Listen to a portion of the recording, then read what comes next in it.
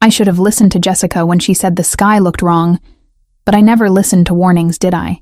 That's how I ended up waist-deep in the Atlantic at 5 p.m, with storm clouds rolling in like an angry fist closing over the horizon. "One more swim," Lauren had insisted, her blonde hair whipping across her face as the wind picked up. "Come on, we drove all the way out here. When's the next time we'll have a weekday off together?" She had a point. The three of them, Jessica, Hannah, and Lauren, were the only constants in my chaotic life as a freelance architect. Between my impossible deadlines and their demanding schedules, stealing an afternoon at this isolated stretch of beach felt like a small miracle. The water was warmer than I expected for late September. I kicked away from shore, letting the waves lift and drop me in that hypnotic rhythm I'd loved since childhood. Hannah stayed close to the shallows, always the cautious one. Jessica floated on her back nearby, eyes closed against the dimming light. I swam further out, enjoying the stretch in my shoulders, the way the salt stung my eyes. Freedom tasted like seawater and smelled like approaching rain. Out here, I wasn't Olivia Carter, daughter of a man whose name made people lower their voices. I was just a woman in the ocean, anonymous and unburdened. That's when I saw it. A bright yellow buoy, torn loose from somewhere, tumbling across the surface like an oversized beach ball. Without thinking, I went after it. Some stupid instinct to retrieve lost things, to fix what was broken. The current grabbed me before I reached it. One moment I was swimming normally. The next, invisible hands yanked me sideways and down. I kicked hard, trying to break free, but the water had other plans. My head went under, came up, went under again. Salt burned my throat as I gasped and choked simultaneously. Panic tastes like copper and feels like ice in your veins.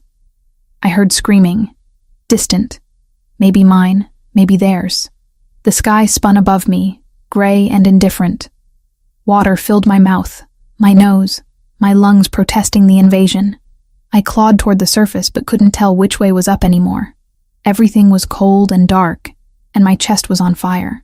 My last coherent thought was pathetically mundane. I hadn't finished the library renovation proposal that was due Friday. Then nothing. The restaurant had been a waste of time. Giovanni Brunarelli checked his watch as he stood from the corner booth, his patience with incompetent informants officially exhausted. 2 hours he'd waited for a man who apparently valued his kneecaps less than punctuality. "Let's go," he said to Marco and Tony, the two guards who flanked him like well-dressed shadows. They moved as a unit through the near-empty dining room toward the exit. The restaurant sat on a bluff overlooking the ocean, one of those places that charged obscene amounts for mediocre seafood and spectacular views. Giovanni owned a third of it, though most patrons didn't know that. He preferred it that way. They'd just reached the parking lot when he heard it, a sound that cut through the rising wind and the rumble of thunder in the distance. Screaming, high-pitched and desperate. Giovanni's hand went up automatically, halting Marco before he could open the car door. "Wait. Boss? Listen." There it was again. Multiple voices now, shrieking words he couldn't make out but understood in his gut. Someone was in trouble. He moved to the edge of the parking lot where it overlooked the beach below. Through the curtain of rain that had just begun to fall, he saw them. 3 women in shallow water, pointing frantically at something further out. No, someone. A dark shape bobbing limply in the waves. Drowning. Giovanni was running before his brain caught up with his body. Down the wooden stairs that connected the parking lot to the beach, taking them 3 at a time. His dress shoes hit sand, and he kicked them off without breaking stride. His jacket followed, dropped carelessly as he sprinted toward the water. The shirt would be ruined. The pants too. He didn't care. He dove. The ocean was rougher than it looked from shore, waves slapping his face as he swam hard toward the floating figure. Rain pelted the surface, making it difficult to see. He used the screaming women as a compass, adjusting his course based on where they were pointing. There, 20 feet ahead. A woman, face down, hair spreading around her head like dark seaweed. Giovanni reached her in 6 powerful strokes, grabbed her under the arms and flipped her face up. Young, maybe late 20s, lips already blue. He kicked toward shore, using a lifeguard carry he'd learned decades ago in another life. when he'd been someone different. Someone who'd had the luxury of normal summers and swim lessons. The three women splashed toward him as he dragged the unconscious body into the shallows. He laid her on the sand, rain pouring down on both of them. Checked her airway. Nothing. No breath. No cough. No movement. Giovanni tilted her head back, pinched her nose, and pressed his mouth to hers. 2 breaths. Check for response. Nothing. 2 more breaths. Chest compressions. His hands positioned exactly over her sternum, elbows locked, pushing hard. 1, 2, 3, 4. Another breath. He tasted salt and death, and something else. Something that made his chest tighten in a way that had nothing to do with exertion. She convulsed under his hands, turning her head to vomit seawater onto the sand. Giovanni rolled her to her side, supporting her as she coughed violently, her entire body shaking with the effort of expelling the ocean from her lungs. When she finally stopped retching and opened her eyes, Giovanni forgot to breathe. Green. Not the muddy hazel that passed for green on most people, but true emerald, bright and clear even in the dim, stormy light. Distinctive. Unmistakable. He knew those eyes. He'd seen them in surveillance photos. In files. In the face of the man he'd spent 15 years opposing across negotiation tables and territory lines, Robert Carter's daughter. The realization hit him like a physical blow. He'd just saved the life of his greatest enemy's only child. "Thank you," she whispered, her voice raw from seawater and coughing. "Thank you." The 3 other women arrived in a chaos of towels and sobs and frantic questions. They wrapped her like a child, checking her over with shaking hands. "Oh my God, Olivia, we thought you were dead." "I couldn't reach you, the current was too strong." You're okay. Breathe, just breathe." Olivia. Even her name carried weight. Giovanni stood, water streaming from his ruined clothes. He should leave. Now. Before they asked questions, he couldn't answer without lying or revealing too much. "Wait!"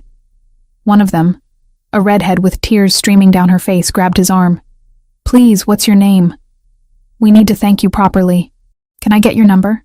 "Giovanni," he said, keeping his voice neutral. Just his first name. Nothing more. "Giovanni what?" "Just Giovanni." He managed what he hoped looked like a humble smile. It was instinct. Anyone would have done the same. No thanks necessary. The blonde, the one who'd initially called him, wasn't buying it. "You saved her life. Please let us at least—" "I'm glad she's all right." Giovanni interrupted gently but firmly. "But I really need to go. Make sure she gets warm and sees a doctor." He turned and walked away before they could protest further, ignoring the squish of seawater in his socks, the cling of his white shirt to his torso, the cold that was finally starting to register. Marco and Tony waited by the car, both looking somewhere between confused and alarmed. "Boss, you're soaked," Marco said unnecessarily. "Drive." They didn't argue. Giovanni slid into the back seat, not caring about ruining the leather. The car pulled out of the parking lot smoothly, wipers beating against the downpour. "That was Robert Carter's daughter," Tony said quietly from the passenger seat. So they'd recognized her too. Of course they had. Good men, his guards. Observant. Loyal. "I know," Giovanni replied. "You saved her." "I know." "Why?" That was the question, wasn't it? Giovanni touched his lips, still tasting salt and seawater, and that indefinable something that had passed between them in that moment, when she'd opened those impossible green eyes. He should have let her drown, should have turned around, driven away, let the ocean solve a problem that had plagued his family for over a decade. One less Carter in the world would have made everything simpler, but he hadn't, couldn't. Even knowing who she was, whose blood ran in her veins, whose legacy she carried, he'd run into that water without hesitation. "I don't know," Giovanni finally answered, watching the ocean disappear in the rearview mirror. It was the first lie he'd told his men in 5 years. He knew exactly why he'd saved her. The problem was, the reason terrified him more than any enemy ever had. 2 days after nearly drowning, I was back at my drafting table like nothing had happened. Because that's what you did when you were a freelance architect with bills due and no safety net. You swallowed the trauma, ignored the nightmares about cold water filling your lungs, and finish the damn library renovation proposal. My apartment smelled like coffee and the lavender candle Hannah had dropped off yesterday, along with enough baked goods to feed a small army. She'd hovered in my doorway for 20 minutes, asking if I was really okay, if I needed anything, if I wanted her to stay. I'd sent her home. I needed space to think. The man who'd saved me haunted my thoughts in ways I couldn't explain. Dark eyes, strong hands, the taste of his breath in my mouth as he'd forced air back into my lungs. Giovanni, just Giovanni, nothing more. Like he was hiding something, or maybe everything. My phone buzzed. Jessica's name lit up the screen. "Hey," I answered, not looking up from the elevation drawings spread across my desk. "You sound distracted. Are you working? You should be resting." "I'm fine, Jess. Really. Liar." There was affection in her accusation. "I tried looking him up, by the way. Your mysterious hero." My pencil paused mid-stroke. "And?" "Nothing. I searched for Giovanni in every database I could access at the hospital. No matches for anyone who fits that description in the Boston area. It's like he's a ghost." A chill ran down my spine that had nothing to do with the October breeze coming through my cracked window. Maybe he gave a fake name. Maybe. Or maybe he's just really private. Jessica sighed. "I wish we'd gotten his number. I wanted to send flowers or something. He didn't want thanks. He made that pretty clear. Still weird though, right? Save someone's life and then disappear into the rain like Batman?" I laughed despite myself. Batman probably has better things to do than fish architects out of the ocean. We talked for a few more minutes before she had to get back to her shift. The moment I hung up, the phone rang again. Hannah this time, her worry even more pronounced than Jessica's. I reassured her with the same practiced phrases. Yes, I was eating. No, I wasn't having panic attacks. Yes, I'd see a therapist if the nightmares got worse. All lies felt necessary when the truth was too complicated to explain. I managed another hour of productive work before my father's call shattered my focus. "Olivia." His voice carried that particular edge that meant disobedience wouldn't be tolerated. "Dinner. Tonight. 7 o'clock. "I'm busy. Cancel it." "Dad, I have a deadline." 7 o'clock, Olivia. Don't make me send someone to collect you." The line went dead before I could respond. I stared at my phone, fury and old fear warring in my chest. Robert Carter didn't make requests. He issued commands and expected immediate compliance. It was one of the many reasons I'd walked away from him 6 years ago. But ignoring a summons would only make things worse. He'd proven that before. The mansion looked exactly as I remembered. Gray stone, manicured lawns, security cameras disguised as decorative fixtures. Money and power wrapped in tasteful New England architecture. I'd grown up here, played in these rooms, and hadn't felt safe in a single one of them since the day I'd overheard my father ordering someone's execution in his study. I was 21, home from college for winter break. The conversation had been casual, discussing murder like it was a business merger. I'd left that night and never really came back. A man I didn't recognize opened the door. Young, broad-shouldered, with eyes that cataloged everything. New security. My father cycled through guards like most people change socks. Hard to maintain loyalty when your employer might kill you for looking at him wrong. "Miss Carter, your father is waiting in the dining room." I followed him through halls lined with art my father probably didn't even look at anymore. Investments, not decorations. Everything in Robert Carter's world served a purpose. He sat at the head of a table that could seat 20, though only 2 places were set. Him at the throne, me relegated to his right hand. Close enough to control, far enough to keep at a distance. "Olivia." He didn't stand. Didn't smile. "You look well for someone who nearly died 2 days ago." I sat without invitation. "Your information network is as invasive as ever. It's called being thorough, something you might practice." He poured himself wine from a bottle that probably cost more than my monthly rent. Swimming in a storm. Childish and reckless. I'm 27 years old. I don't need a lecture on risk assessment. Apparently you do, since you nearly drowned.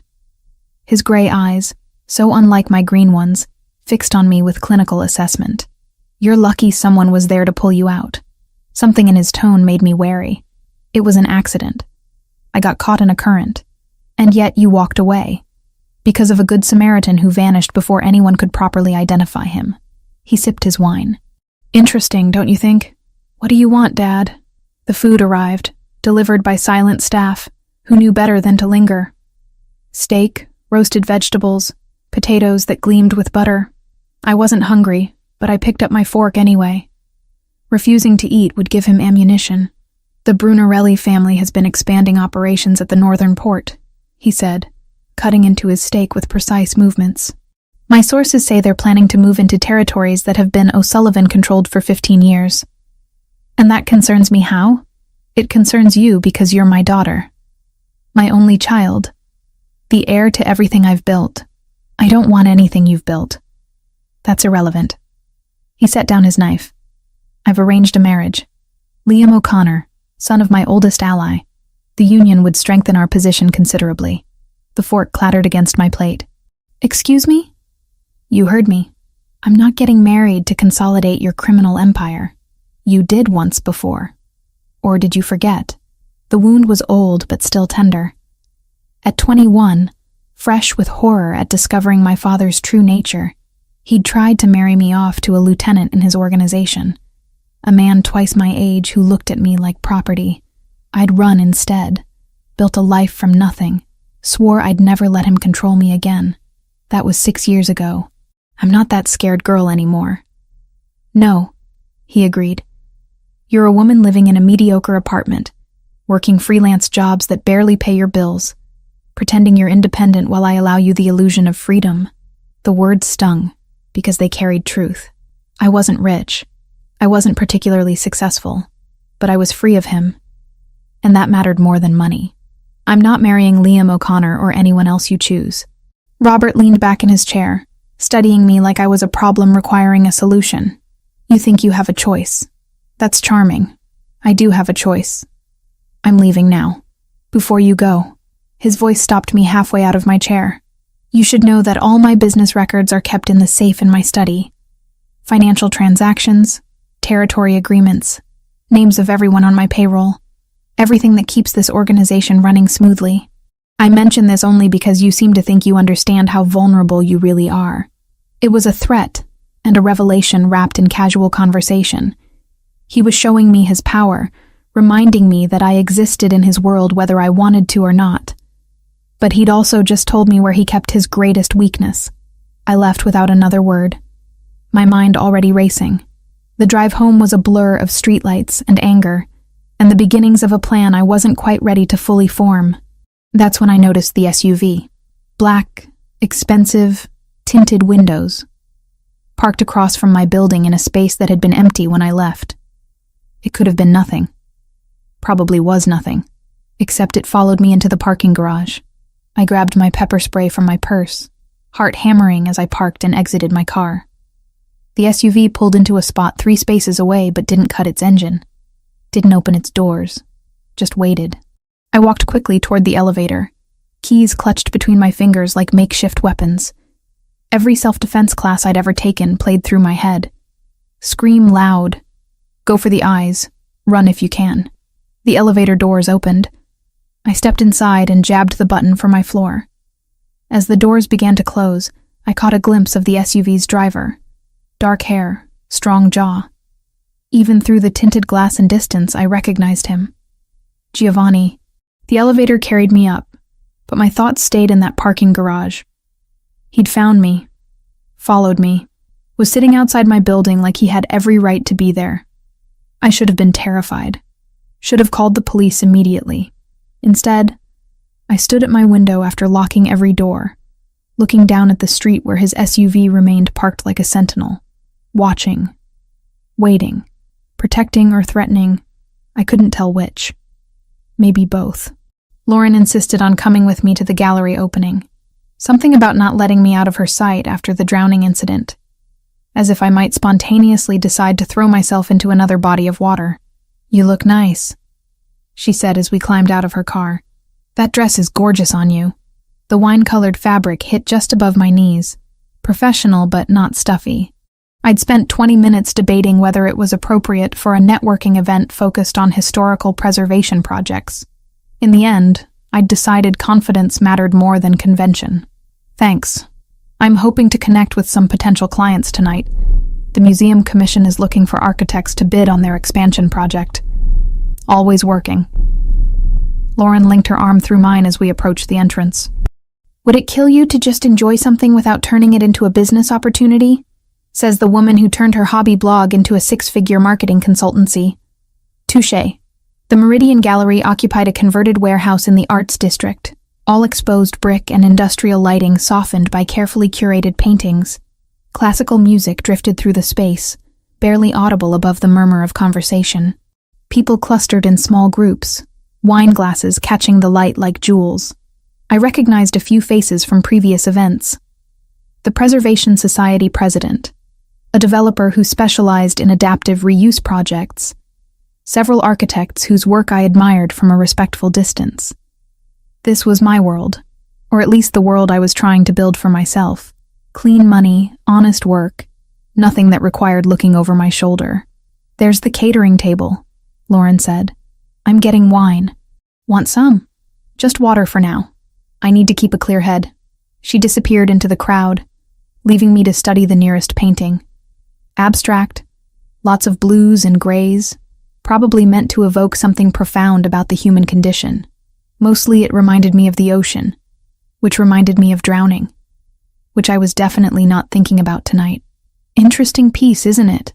The voice came from behind me, low and familiar. I turned, and there he was. Giovanni. He wore a charcoal suit that fit him like it had been sewn directly onto his body. White shirt open at the collar, no tie. His dark hair was combed back from his face, revealing the strong bones I remembered from the beach. But it was his eyes that held me frozen. Deep brown, almost black, watching me with an intensity that made my breath catch. You, I managed. Me. The corner of his mouth lifted slightly. I was hoping you'd be here. How did you? The Meridian Gallery is one of my investments. I review the guest lists for events. He moved to stand beside me, close enough that I caught his scent. Something expensive and masculine. Cedar, maybe, with an undertone of smoke. I'm glad to see you recovered from your ordeal.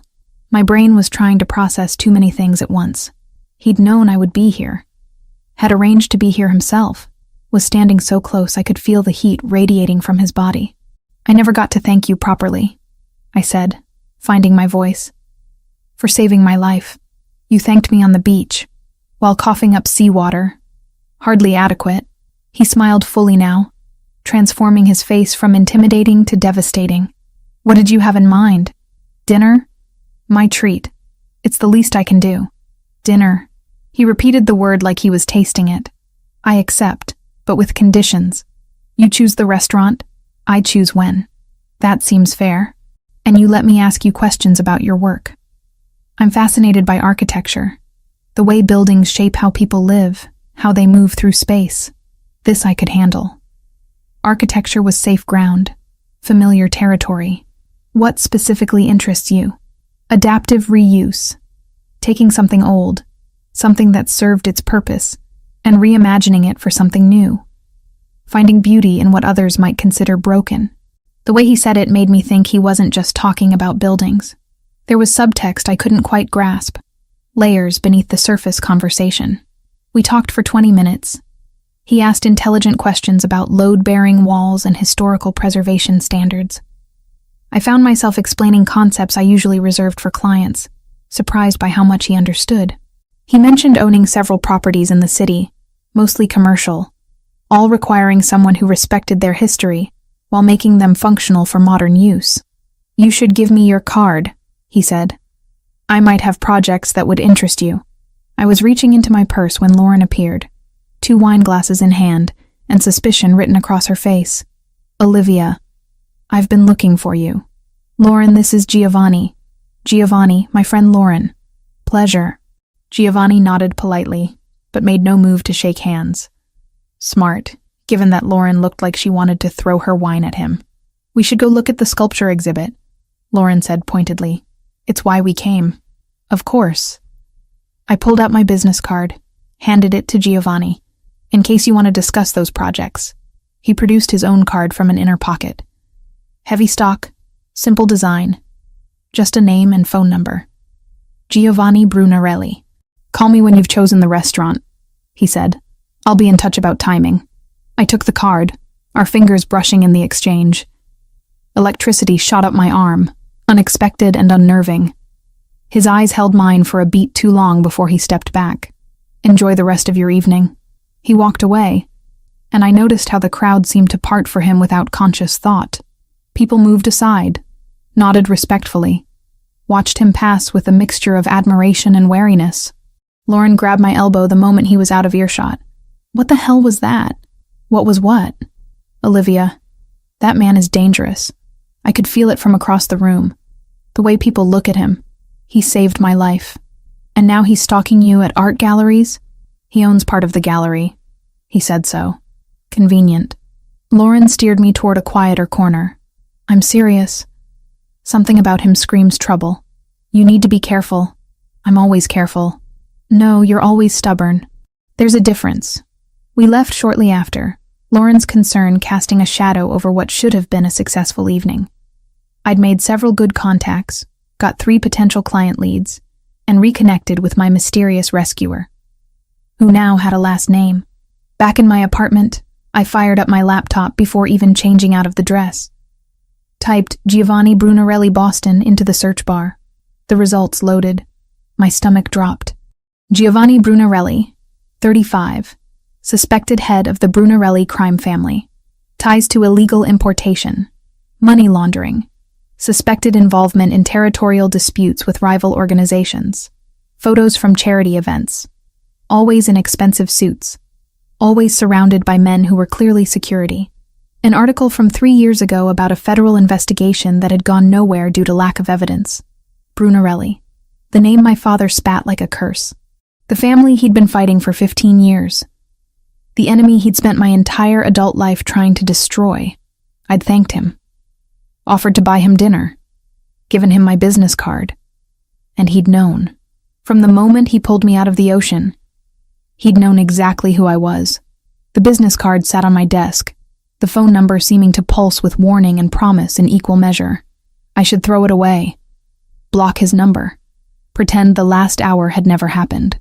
Instead, I saved his contact information in my phone and spent the rest of the night staring at the ceiling, wondering what kind of woman felt drawn to her father's greatest enemy, the kind who'd spent 6 years running from one dangerous man only to find herself inexplicably attracted to another.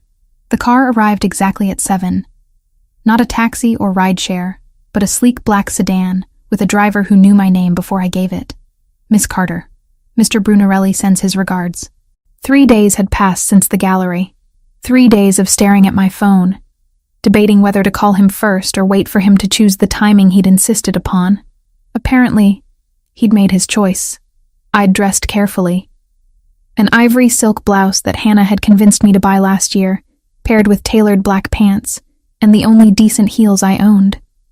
Professional enough to feel armored, feminine enough to feel confident. My hair fell loose around my shoulders, and I'd applied makeup with more attention than usual. The driver opened the door for me. Leather seats, subtle cologne lingering in the air, classical music playing softly through hidden speakers. This was a different world than the one I inhabited, where luxury meant a good cup of coffee and paying rent on time. My phone buzzed as we pulled away from my building. Hannah's face filled the screen. "Hey," I answered, trying to sound casual. "Where are you? I stopped by your place and you're not home." Meeting with a potential client. Dinner to discuss a project. The lie tasted bitter. Hannah had been my friend since elementary school, back when my biggest worry was passing math tests and avoiding the mean girls in 7th grade. She deserved better than my deception. "This late? Olivia, are you sure?" "It's fine, really. Just a working dinner. I'll call you tomorrow." I hung up before she could press further, guilt sitting heavy in my stomach alongside anticipation. The restaurant occupied a narrow building in the North End, Boston's Italian district. No flashy sign, just a number beside an understated door, the kind of place you'd walk past without noticing unless you knew to look for it. Inside was a revelation. Exposed brick walls, candlelight dancing across white tablecloths, The scent of garlic and fresh bread and something herbal I couldn't identify. Only 6 tables, all empty except for one in the far corner where Giovanni sat, reading something on his phone. He looked up as I approached. Stood in one smooth motion, all controlled grace and masculine presence. Tonight he wore a navy suit with a crisp white shirt. No tie, top button undone. The casualness felt deliberate, like he'd calculated exactly how approachable to appear. "Olivia, thank you for coming. Did I have a choice?" The question came out sharper than intended. His mouth curved slightly. "There's always a choice. You could have sent the driver away. And missed whatever this is? My curiosity wouldn't allow it. Then we share that affliction." He pulled out my chair, waited until I sat before returning to his own seat. "Wine? Just water for now." A server appeared instantly, silent and efficient, pouring water into crystal glasses before disappearing again. We were alone in the restaurant, I realized. Every other table empty. No other diners arriving. "You reserved the entire place. I value privacy for difficult conversations. Is that what this is? A difficult conversation, isn't it?" His dark eyes held mine, unflinching. "You know who I am now. I saw the moment you recognized my last name at the gallery. The way your expression changed. No point in denying it. Giovanni Brunarelli, head of the Brunarelli crime family. My father's enemy for the last 15 years. Suspected head," he corrected mildly. "The federal government has yet to prove anything concrete. That's not a denial." "No." He leaned back, studying me. "It's not." The bluntness surprised me. I'd expected deflection, carefully crafted lies, the kind of verbal dancing my father excelled at. Instead, Giovanni offered simple truth. "You knew who I was," I said. "On the beach. The moment you saw my face. Your eyes, very distinctive. Your father has the same shade of gray, but yours are green. I've seen surveillance photos. And you saved me anyway. Would you have preferred I let you drown? I'd have preferred not being part of whatever game you're playing." Something flickered across his face. Hurt, maybe, or frustration. "This isn't a game, Olivia. If it were, I'm losing badly." The server returned with bread and olive oil, a plate of antipasto that neither of us had ordered. Giovanni dismissed him with a subtle nod. "Why am I here?" I asked. "Really, what do you want from me?" He was quiet for a long moment, his fingers tracing the stem of his untouched wine glass. When he spoke, his voice carried a weight I hadn't heard before. "I inherited this life when I was 19. My father was killed in a territorial dispute with the O'Sullivan organization. Your father's people put 3 bullets in his chest and left him to bleed out in an alley." I flinched. Knowing my father was a criminal was different from hearing the specific details of his violence. I had a sister, Camilla. She was 14, terrified. The entire organization was fracturing, ready to tear itself apart or be absorbed by rivals. I had 2 choices. Step up or watch everything my father built collapse and leave my sister with no protection. So you chose the family business. I chose my sister's safety. Everything else followed. He met my eyes. "You understand that, don't you? Making impossible choices to protect the people you love?" I did. God help me. I understood perfectly. I was 21 when I discovered what my father really was. I said slowly. Home from college. Overheard him on the phone. He was ordering someone's execution like he was scheduling a dentist appointment. Casual.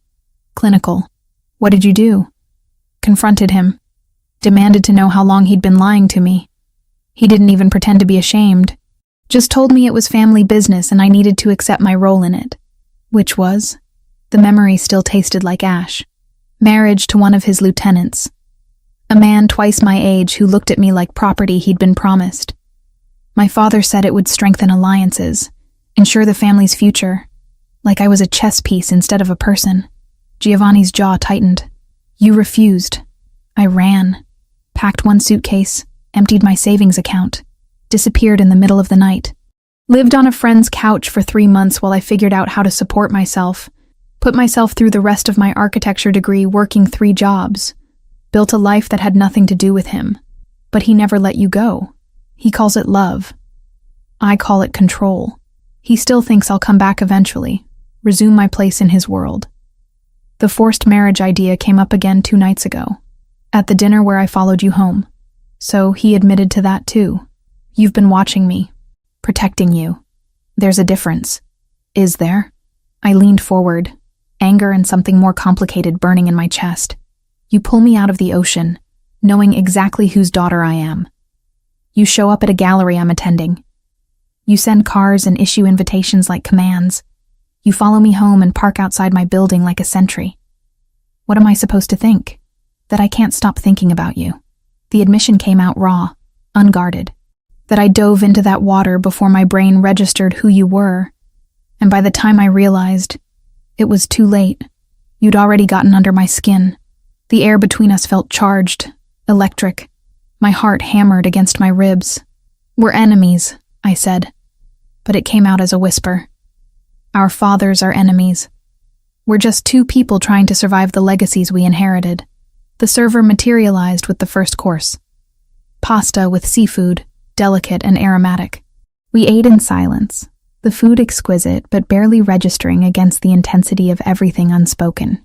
Tell me about your architecture, Giovanni said eventually. What draws you to adaptive reuse?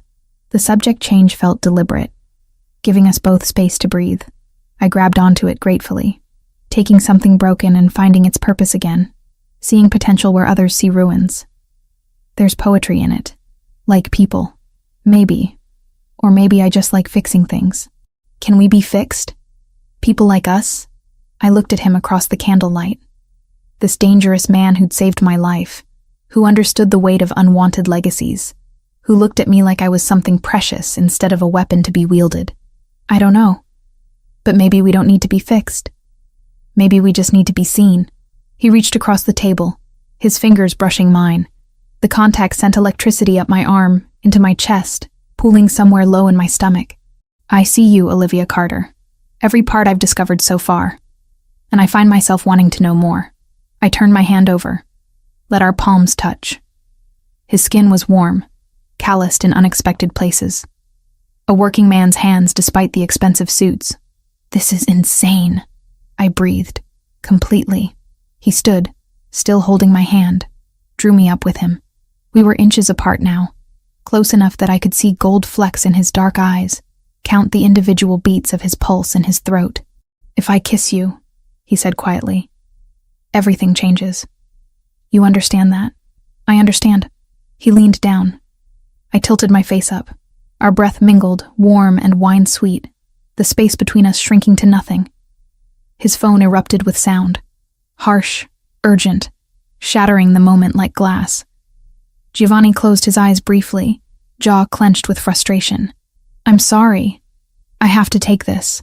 He stepped away, answered in Italian, his voice dropping into tones I couldn't follow. But I heard the shift, from the man who'd been about to kiss me to the leader commanding his organization. Sharp, decisive, controlled. The call lasted 90 seconds. When he hung up, his expression had hardened into something remote. I need to go. There's a situation at one of the docks. Disputed territory. Potential violence. Your world calling. Always.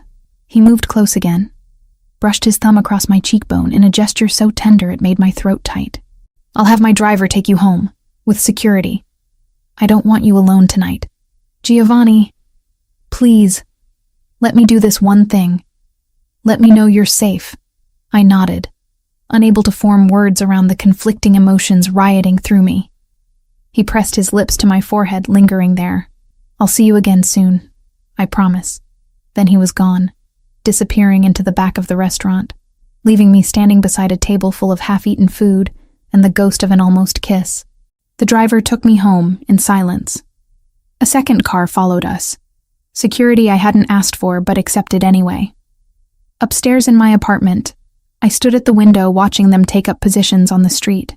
My phone showed missed calls from Hannah and Jessica. I'd deal with their worry tomorrow. Tonight, I touched my lips, imagining what might have happened if that call hadn't come through, wondering if I'd just escaped disaster or missed an opportunity I'd regret forever. The truth terrified me. I already knew which one it was. The week that followed our interrupted dinner became a study in contradictions. By day, I maintained the facade of normalcy, finishing the library proposal, responding to client emails, pretending my world hadn't tilted completely off its axis. By night, I slipped into Giovanni's orbit like a planet caught by gravity it couldn't resist. We met 3 times, each encounter more dangerous than the last. The first was at his office, a legitimate import business housed in a refurbished warehouse near the harbor. He'd invited me under the pretense of discussing potential architectural work. The building needed updating, he'd said. Historical preservation while modernizing the infrastructure. I'd believed the lie because I wanted to. His office occupied the top floor, all glass and steel with views of the water. We looked at blueprints for exactly 10 minutes before he kissed me against his desk, his hands tangling in my hair, my back arching into him. The kiss was everything the almost kiss at the restaurant had promised. Consuming, desperate, inevitable. "This is a terrible idea," I gasped when we broke apart. "The worst," he agreed, and kissed me again. The second meeting happened at a small bookstore in Cambridge, neutral territory where neither of our worlds held dominion. We sat in the back corner, surrounded by dusty volumes of poetry and philosophy, talking for 3 hours about everything except the impossibility of what we were doing. He told me about raising his sister after their father died, the weight of responsibility he'd carried at 19. I told him about building my architecture practice from nothing, the satisfaction of creating something clean in a world defined by dirt. The third time, we didn't talk much at all. His apartment, late evening, rain streaming down the windows.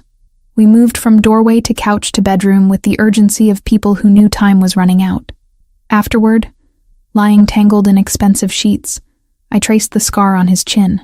"How did you get this?" "Knife fight when I was 22. The other guy looked worse. That's not reassuring. It wasn't meant to be. He caught my hand, pressed a kiss to my palm. "I'm not a good man, Olivia. I've done things that would horrify you. I know what you are. Do you? Or are you seeing what you want to see?" I didn't have an answer for that. Lauren discovered us on day 5, a photo someone had posted to social media from the bookstore. Distant, but unmistakable. She showed up at my apartment unannounced, waving her phone like evidence at a trial. "Are you insane?" She didn't wait for an invitation, pushing past me into the living room. "Giovanni Brunarelli, Olivia? The actual head of a crime family? It's not what you think." "Really?"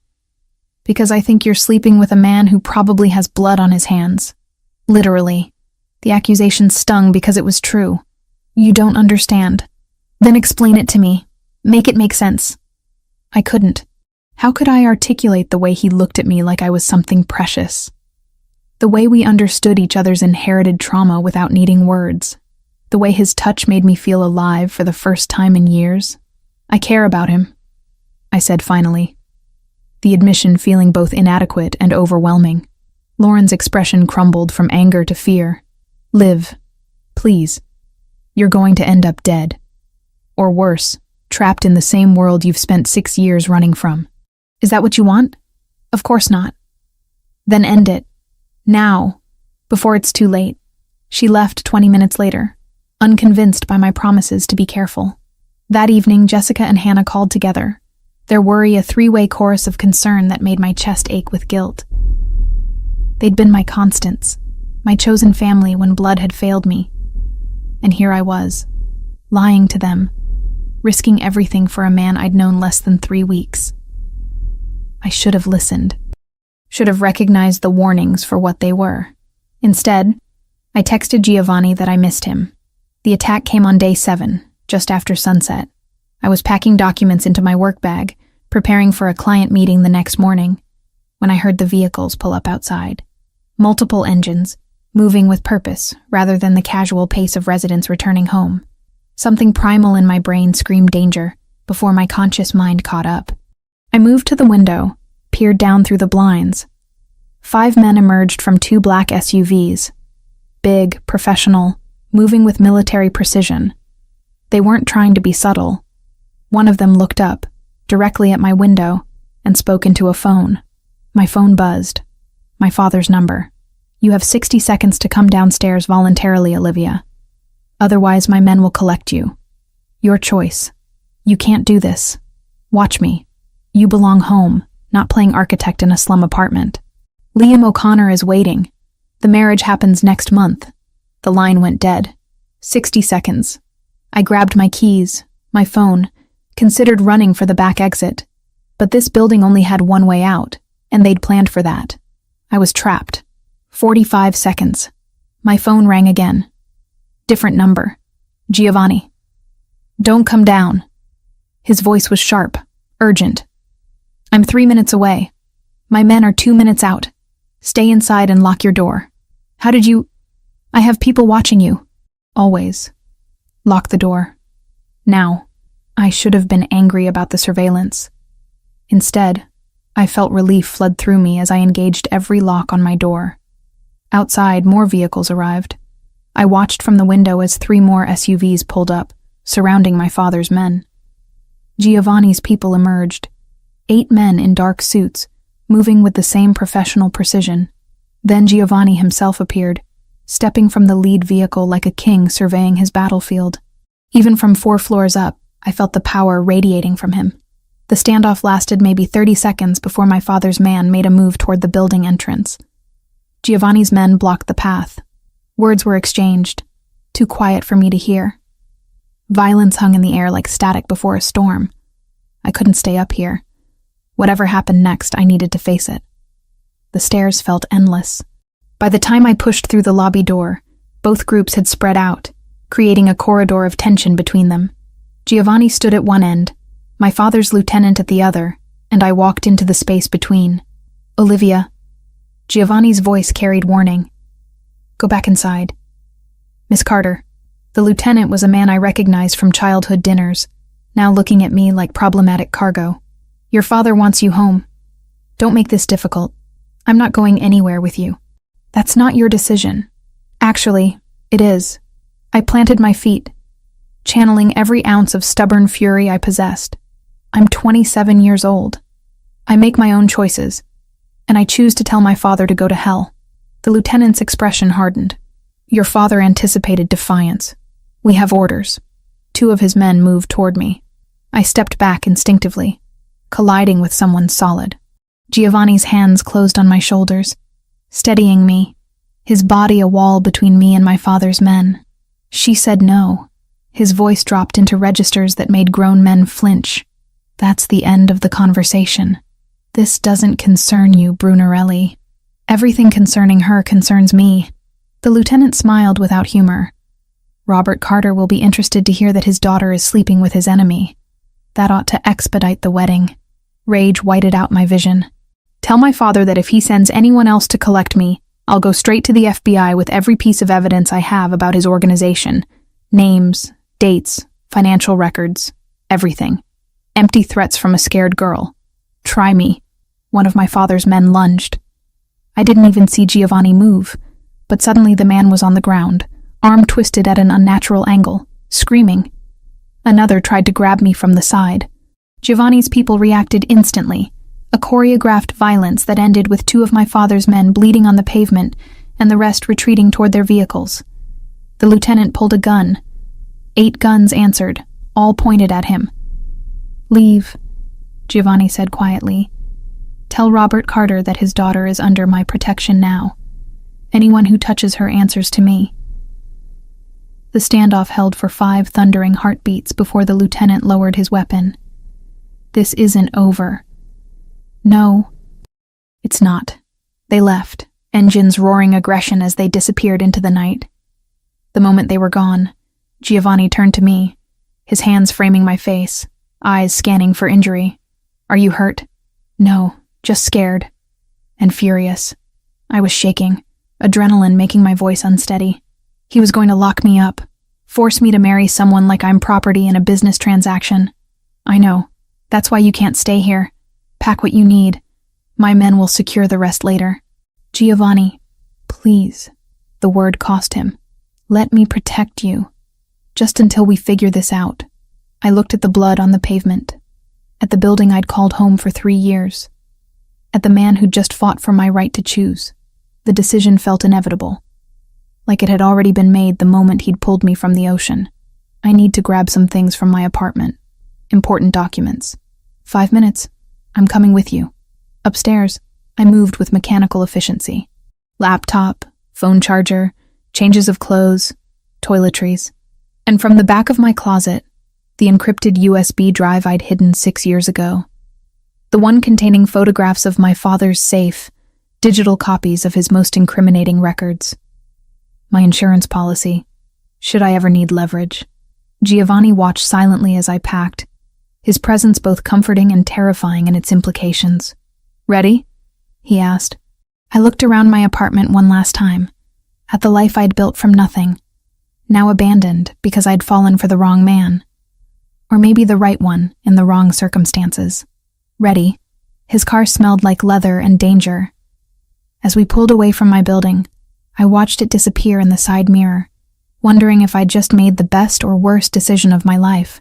Giovanni's hand found mine in the darkness between us. I won't let him hurt you. I squeezed back, hoping it was a promise he could keep. The safe house wasn't what I expected. No armed fortress or compound hidden behind electric fences. Instead, Giovanni brought me to a 2-story colonial in a quiet suburb 40 minutes outside Boston. The kind of neighborhood where people walked dogs and kids played basketball in driveways. Ordinary, deliberately so. This is where you're hiding me? I asked as we pulled into the garage. This is where you'll be comfortable while we figure things out. 2 guards, both discreet. They'll stay in the converted garage apartment. He killed the engine, turned to face me. I know it's not ideal. Ideal would be not needing protection from my own father. The house smelled like fresh paint and new furniture. Neutral colors, comfortable but impersonal, like a high-end rental. Giovanni showed me the security system, the panic buttons installed in every room, the reinforced doors that looked normal but weren't. Planning for violence wrapped in suburban camouflage. The second bedroom is set up as an office, he said, gesturing upstairs. Internet is secure. Whatever you need for work, just tell Marco and he'll arrange it. I dropped my bag on the couch, exhaustion hitting me all at once. 24 hours ago, I'd been finishing a proposal in my apartment. Now I was in witness protection. Except the criminal organization I was hiding from was run by my own blood. I should let you rest, Giovanni said, but he didn't move toward the door. Stay. Please. Just for a little while. He sat beside me, and I leaned into him, breathing in his scent, letting his solid presence anchor me. We didn't talk. Didn't need to. Eventually, I fell asleep with my head on his shoulder, and when I woke hours later, someone had covered me with a blanket and left a glass of water on the coffee table. The first 3 days blurred together in a haze of adjustment and anxiety. I set up my laptop in the office, sent carefully worded emails to clients explaining I'd relocated temporarily for family reasons. The library project needed revisions. The museum commission requested a preliminary meeting. Life continued even when mine had been upended. Jessica called on day 2. Where are you? I went by your apartment and there's police tape everywhere. What happened? I'd prepared the lie in advance, hated how easily it came. There was an incident. Some guys tried to break in. I'm staying with a friend until it's resolved. Which friend? I'll come stay with you. It's better if I don't say right now. I'm safe, I promise. I just need a few days to figure things out. This is about him, isn't it? That Giovanni guy Lauren told us about. Her voice carried hurt and fear in equal measure. Liv, please tell me you're not in over your head. I'm handling it. That's not an answer. It's the only one I have right now. I love you, Jess. I'll call you in a few days. Hannah's call was worse. She cried, begged me to come stay with her and her husband instead, insisted that whatever trouble I was in, we could face it together. I almost broke, almost told her everything, but involving my friends meant putting them in danger, and I'd already cost Giovanni 2 men in the confrontation outside my apartment. I wouldn't add Hannah or Jessica or Lauren to the casualty list. Giovanni visited every evening after dealing with whatever business required his attention during the day. We ate dinner together, talked about everything except the mounting pressure from both our worlds. He told me about the warehouse district property he was considering, how adaptive reuse could transform it into mixed-use commercial space. I showed him preliminary sketches, explained load calculations, and historical preservation requirements. We pretended normalcy while armed guards patrolled outside. On the fourth day, she arrived. I was working when the doorbell rang. Marco answered it, and I heard a woman's voice, warm and insistent. I'm not leaving until I meet her. Move aside. The woman who walked into my temporary office was stunning. Dark hair like Giovanni's, pulled into an elegant ponytail. Olive skin, sharp cheekbones, eyes that assessed me with the precision of someone trained to find weaknesses. She wore a tailored gray suit that screamed lawyer, expensive briefcase in one hand, and balanced on her hip was a small boy with messy black curls and enormous brown eyes. You must be Olivia. She extended her free hand. Camilla Brunarelli, Giovanni's sister. This is Thomas, my son. I stood, shaking her hand. Her grip was firm, confident. He's mentioned you. I'm sure he has.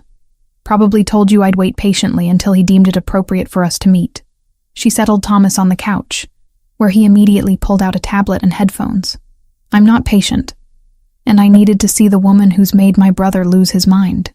I'm not. Spare me the denials. Giovanni's had exactly two priorities for the last 16 years, protecting this family and consolidating power. Now suddenly he's starting a war with the O'Sullivans over a woman he barely knows. She sat, crossed her legs. So yes, you've made him lose his mind. I needed to understand why. Her directness was refreshing after days of careful conversations. And what's your assessment? You're not what I expected. You're actually nervous, which means you care what I think. That's good. Camilla's expression softened slightly. I know who your father is. I know what this means for Giovanni, for all of us. But I also know my brother, and he doesn't act irrationally. If he thinks you're worth fighting for, I trust his judgment. We talked for over an hour while Thomas colored on the couch, occasionally showing us his artwork. Camilla was a corporate lawyer, specializing in business acquisitions and legitimization strategies. For the last 5 years, she'd been working to transition the Brunarelli holdings toward legal enterprises. Real estate, import businesses with proper licensing, investments in legitimate companies. It's slow work, she admitted. The old guard resists every step. They've built their identities around being feared, and they see legitimacy as weakness. Does Giovanni want out of the illegal operations? He wants options. For himself, for me, for Thomas. My son shouldn't inherit a criminal empire. He should inherit businesses that don't require armed guards and offshore accounts. She glanced at Thomas, love and determination warring in her expression. That's why I do what I do. Building an exit strategy, one property at a time. When Giovanni arrived that evening, Camilla was still there. He stopped in the doorway, surprise flickering across his face. Hello, brother. Your security is terrible. I walked right in. You're my sister. They know to let you through. Convenient excuse. She stood, kissed his cheek. She's lovely. Don't mess this up. After she left, Giovanni found me in the kitchen, making coffee neither of us would drink. I should have warned you she'd show up. She's protective of you. I understand that. She's terrifying when she wants to be. Like her brother. He smiled, the expression transforming his face from intimidating to almost boyish. Fair assessment. The peace lasted 6 more days. I was reviewing blueprints when Giovanni arrived early, his face carved from stone, fury radiating from him in waves. He poured himself 2 fingers of whiskey, downed it, poured another. What happened? Shootout at the northern docks. Disputed territory. 2 of my men are dead, 1 O'Sullivan as well. He stared at the amber liquid. Your father sent word. Return you within 48 hours or he considers it an act of war. My stomach dropped. He's using me as an excuse to escalate. He's been looking for an excuse for months. This just gave him justification. So what do? I tried negotiating through intermediaries. Offered territorial concessions, financial compensation. He refused everything. He wants you back, wants the marriage to Liam O'Connor to proceed, wants to prove I can't protect what I claim is mine. Outside, thunder rolled across the sky, storm moving in, dark clouds obscuring the sunset. The lights flickered once, twice. I won't go back, I said quietly. I won't let you. Then people will die. Your people. Maybe you. Giovanni set down his glass, crossed to where I stood. His hands framed my face, thumbs tracing my cheekbones. I fell in love with you the moment you opened your eyes on that beach. I didn't want to, fought against it. But there it is, the truth. I love you, Olivia Carter, and I'll burn my entire empire to ash before I let your father use you as a pawn. Tears blurred my vision. I love you too. That's why I can't let you destroy everything for me. Then we find another way. The storm broke, rain hammering the windows with the same fury as the night he'd saved me.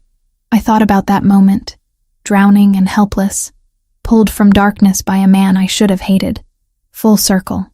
Except this time we were both drowning in circumstances neither of us controlled. There might be a way, I said slowly.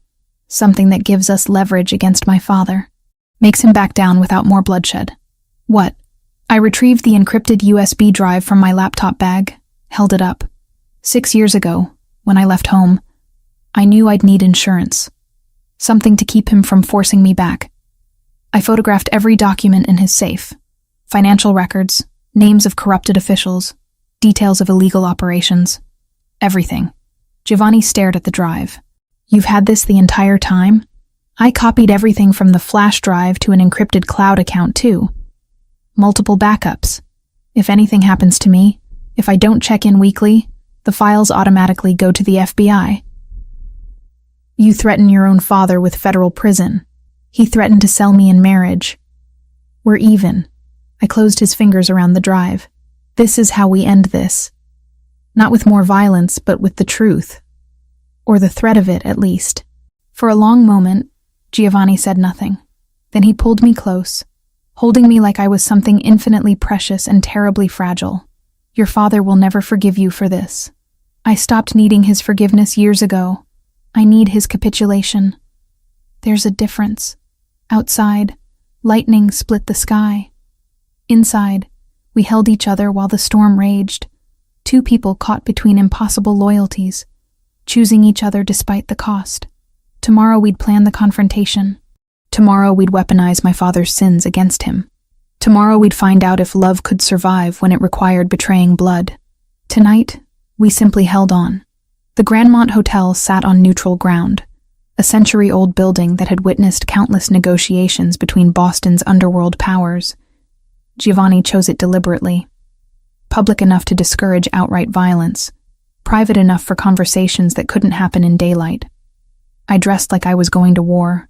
Charcoal gray suit, hair pulled back severely, minimal makeup. Armor disguised as professionalism. My hands shook as I fastened the buttons, and I had to stop twice to breathe through the panic threatening to consume me. You don't have to do this, Giovanni said from the doorway. He wore black, head to toe, looking every inch the dangerous man he was. I can handle the meeting alone. He's my father. This is my fight as much as yours. He'll say things designed to hurt you. To make you doubt yourself, doubt us. I met his eyes in the mirror. I know exactly who he is. That's why I need to face him. The drive took 30 minutes. Giovanni's hand found mine in the back seat, his thumb tracing circles on my palm. Neither of us spoke. What was there to say that hadn't already been laid bare in the last 6 weeks? We loved each other. We'd chosen each other. Now we'd find out what that choice would cost. The hotel's ballroom had been cleared. A single long table positioned in the center like a boardroom designed for bloodshed. 12 chairs on each side, evenly spaced. Giovanni's men were already positioned when we arrived, standing at attention like soldiers preparing for battle. I recognized several faces from the confrontation outside my apartment. Men who'd bled for me, who'd fought because their boss commanded it. My father's contingent arrived 10 minutes later. Robert Carter walked like he owned the world, flanked by men whose suits couldn't quite hide their weapons. He saw me standing beside Giovanni and stopped, his expression shifting from surprise to cold fury in the space of a heartbeat. Olivia, step away from him. Now. No, I won't ask twice. Then stop asking. I moved closer to Giovanni. A deliberate statement. I'm here to end this, peacefully if possible. Robert's laugh was harsh, humorless. You think you have any say in this? You're a child playing at rebellion while adults handle real problems. I'm 27 years old. Stop treating me like property you misplaced. You are my daughter, my blood, and you've disgraced that blood by spreading your legs for my enemy." Giovanni's hand tightened on my waist, the only sign of his rage. His voice remained controlled. "Careful, Carter. That's the woman I love you're insulting." "Love?" Robert spat the word like poison. "You don't know the meaning. This is strategy. You're using her to get to me. Believe what you want. Doesn't change the fact that Olivia stays with me. Over my dead body. That can be arranged." The temperature in the room dropped 10 degrees. 12 guns on each side. 24 men ready to turn this negotiation into a massacre. I stepped forward, putting myself between the two men who'd shaped my life in vastly different ways. "Enough. Both of you." I looked at my father, seeing him clearly for the first time in years. Not the powerful figure from my childhood, but a man so consumed by control that he'd destroy his own daughter rather than lose face. "You want me back so you can marry me off to Liam O'Connor, strengthen your alliance with the Irish faction, prove you still command respect. I'm a strategic asset to you, nothing more. You're my daughter. When was the last time you asked about my life, my work? What makes me happy?" I shook my head. "You don't love me, Dad. You love the idea of me as an obedient piece on your chessboard. But I'm not playing anymore. Then you leave me no choice." Robert nodded to his men. "Take her." No one moved. Giovanni's people blocked any approach, hands inside jackets, ready to draw. The standoff held, violence balanced on a knife's edge. "I have copies of everything," I said clearly, loudly enough for everyone to hear. "Every document in your safe. Financial records proving money laundering through shell corporations. Names of federal officials you've bribed. Details of the Hartford assassination in 2019. The weapons shipment through Providence docks last year. All of it, digitally backed up in multiple locations." Robert's face went white, then red. "You're lying. 6 years ago, when you tried to force me into marriage the first time, I photographed everything. Insurance, in case you ever came for me again. It's been sitting in encrypted cloud storage ever since, programmed to automatically send to the FBI if I don't check in weekly. You'd betray your own father? Send me to federal prison? You'd sell your own daughter into forced marriage. We're both capable of terrible things when pushed." I pulled out my phone, showed him the screen. An email draft, addressed to the Boston FBI field office, with file attachments clearly visible. One click. That's all it takes. Everything you've built, everything you've protected for 30 years, gone. Federal indictment, asset seizure, RICO charges that'll bury you for life. Silence fell like a physical weight. Every man in that room understood what I'd just done. Mutually assured destruction. The nuclear option in a conflict that had already claimed too many lives. Robert's senior advisor, a gray-haired man I remembered from childhood dinners, spoke quietly. "Robert, maybe we should hear what Brunarelli's offering. Stay out of this, Patrick. 3 of our guys died last week, 2 more the week before. We're bleeding money and men while Brunarelli consolidates power in territories we can't hold anyway." Patrick's voice carried the weariness of a man who'd seen too much violence. "Some of us are tired of war." Murmurs of agreement rippled through the O'Sullivan contingent. Not everyone, but enough to matter. My father's absolute authority was cracking. Giovanni sensed the opening. "I'm proposing a territorial redistribution. The northern shipping routes, the ones you've been fighting for, they're yours. More profitable anyway. Better access to Canadian imports. We maintain control of the southern ports, which we're better positioned to defend. Clear boundaries, no more disputed zones. And my daughter stays with me. By her choice, which you'll respect. After she threatened me with federal prison? You expect me to just accept that? I expect you to be pragmatic." Giovanni's voice dropped into registers that commanded attention. "War between our families benefits no one except the feds waiting to exploit our weakness. You've lost 5 men in the last month. I've lost 3, including 2 loyal soldiers who bled for me for over a decade.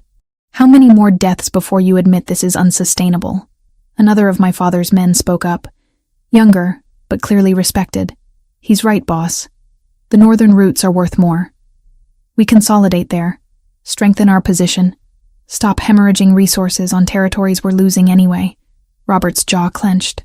You're all cowards. We're survivors. Patrick corrected gently. There's a difference. I served your father, and I've served you for 33 years. I'm asking you to consider that maybe, just this once, compromise serves the family better than pride. Giovanni pressed the advantage. $2 million. Compensation for territories lost over the last 3 years of conflict. Cash payment, delivered through whatever channels you prefer. Plus the northern routes in perpetuity, formalized through our mutual intermediaries. I watched my father calculate. The money, the territories, the end of a costly war, against his need for absolute control and his fury at being challenged by his own daughter. The scales balanced, tipped, balanced again. If I agree, Robert said slowly. She's dead to me. You understand that? I have no daughter. The words should have hurt, should have felt like a knife between my ribs. Instead, I felt only relief. I can live with that if you can. Fine. He spat the word.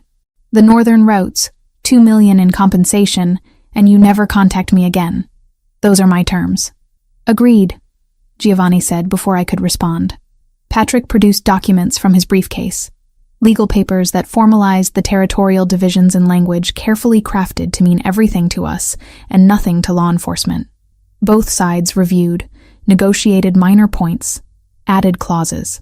It took 2 hours to hammer out details that would reshape Boston's criminal landscape. Through it all, my father didn't look at me once. As the meeting concluded, as men shook hands with the wariness of former enemies agreeing to ceasefire, Giovanni pulled me aside. 3 of my people walked out. He said quietly, Vinny, Carlo, and Paolo. They think this makes me look weak, compromising for a woman. They're talking about starting their own operation. What will you do? Let them try. They'll fail without the infrastructure I've built. And when they come crawling back, I'll have made my point. His hand cupped my cheek. You were incredible in there. Terrifying and magnificent. I just ended my relationship with my father forever. You freed yourself from a man who never saw you as anything but a possession. There's a difference. Outside, rain had started again. Always rain in the important moments, as if the universe was providing commentary on our choices.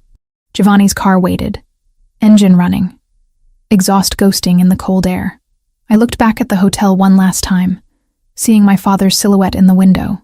He raised a hand, not in greeting but in dismissal, an ending without ceremony. Ready? Giovanni asked. I turned away from the past, from the man whose blood I carried but whose world I'd rejected.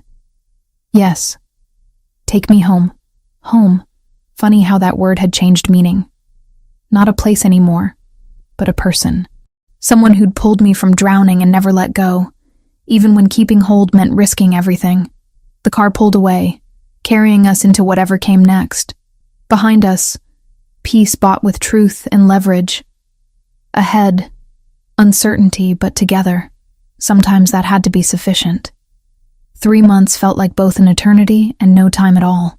The truce held, but it was the kind of peace that required constant vigilance, like walking on ice that might crack at any moment. Giovanni lost 2 cousins in the aftermath. Distant relatives who'd been with the family for over a decade, but they couldn't accept what they saw as weakness. Compromise for love, they'd called it. Making deals with the enemy because of a woman. They'd tried to start their own faction, recruited 3 other dissidents, attempted to sabotage one of Giovanni's legitimate import shipments to prove he'd gone soft. He'd handled it with surgical precision. No deaths, but permanent exile from Boston. The message was clear. Loyalty meant accepting his leadership, even when they disagreed with his choices. The family emerged smaller but more unified. Those who remained understood that Giovanni's world was changing, and they could evolve with it or leave. I'd moved into his brownstone in Beacon Hill, though I kept my old apartment as an office. Clients felt more comfortable meeting in neutral space, and I needed somewhere that was purely mine. The separation between my professional life and Giovanni's world felt important, a boundary that kept me grounded. My architecture practice was thriving in ways I'd never imagined. Word had spread about the library renovation, and suddenly I was fielding calls from preservation societies and museum boards.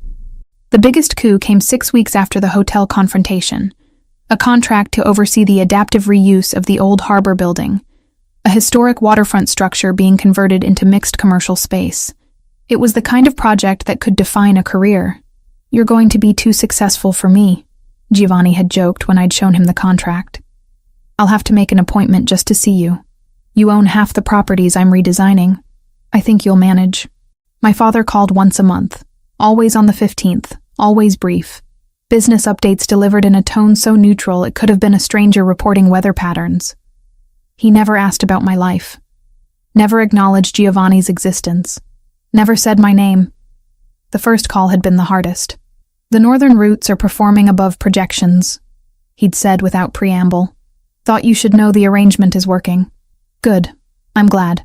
Silence stretched between us, heavy with everything we'd never say. "That's all I had. Goodbye." He'd hung up before I could respond. Every subsequent call followed the same pattern.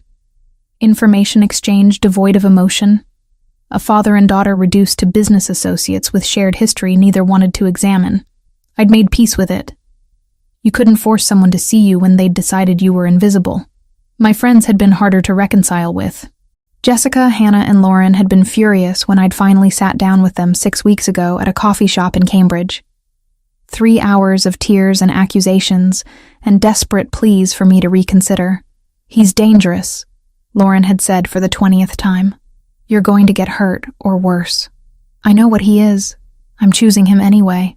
"That's insane." "Maybe. But it's my choice to make." The turning point had come when I'd introduced them to Camilla and Thomas. Something about seeing Giovanni on the floor building block towers with his 5-year-old nephew, watching him be gentle and patient and utterly devoted to the kid, had softened their resistance. "He's different with family," Jessica had admitted afterward. "I still think you're crazy, but I can see why you love him." Hannah had taken longer to come around, but she'd called last week to invite Giovanni and me to dinner with her and her husband. Progress, however tentative. Lauren remained skeptical, watching Giovanni like she expected him to reveal his true monster nature at any moment. But she'd stopped actively campaigning for me to leave, which I counted as a victory. The formal peace agreement was signed on a gray December afternoon, back at the Grandmont Hotel, where we'd first confronted my father. This time, a neutral mediator presided, a man respected by both families despite having no formal connection to either. Former federal prosecutor turned private arbitrator. He'd overseen criminal disputes for 20 years. The ceremony was brief, clinical. Signatures on documents that would never see the inside of a courthouse but carried more weight than any legal contract. My father attended but didn't speak to me, didn't even look in my direction.